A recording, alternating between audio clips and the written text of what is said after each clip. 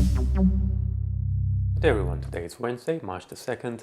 My name is Rafi Bayajan, currency analyst at xm.com, here to provide you with your Forex news update. The US dollar surged past 114 yen yesterday as US data continued to surprise on the upside.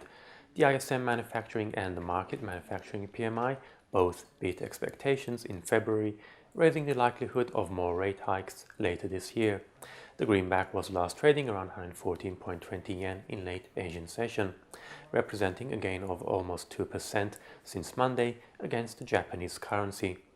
The Australian dollar was also boosted after GDP data showed the Australian economy grew more than expected in the fourth quarter of last year. GDP was up 0.6% quarter on quarter in the final 3 months of 2015, beating estimates of 0.4%. The figure was down from the third quarter 0.9% rate, but quickened to 3% on a 12-month basis. The Aussie rallied past the 0.72 level versus the US dollar after the data to peak at 0.7244 before easing to 0.7228.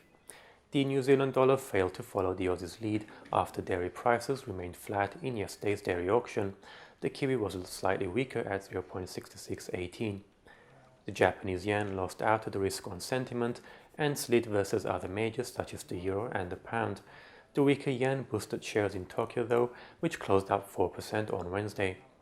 Chinese equities also rallied, with the main indices up by over 4% despite the rating agency Moody's downgrading the outlook for Chinese government bonds from stable to negative.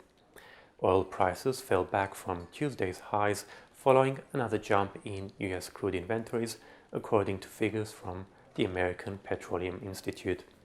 However, both WTI and Brent crude futures managed to hold on to most of their recent gains as investors upped their outlook on the world economy. US oil futures were trading around $34 a barrel on Wednesday. In European currencies, the euro steadied after hitting 1-month lows against the dollar yesterday, edging up to $1.0870 on Wednesday. The pound was also firmer, climbing to $1.3985. The rest of the day is likely to be relatively quiet, with UK construction PMI and Eurozone producer prices to be the main focus in European session.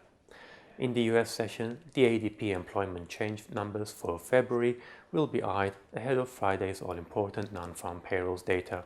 Thank you very much for watching and have a great day.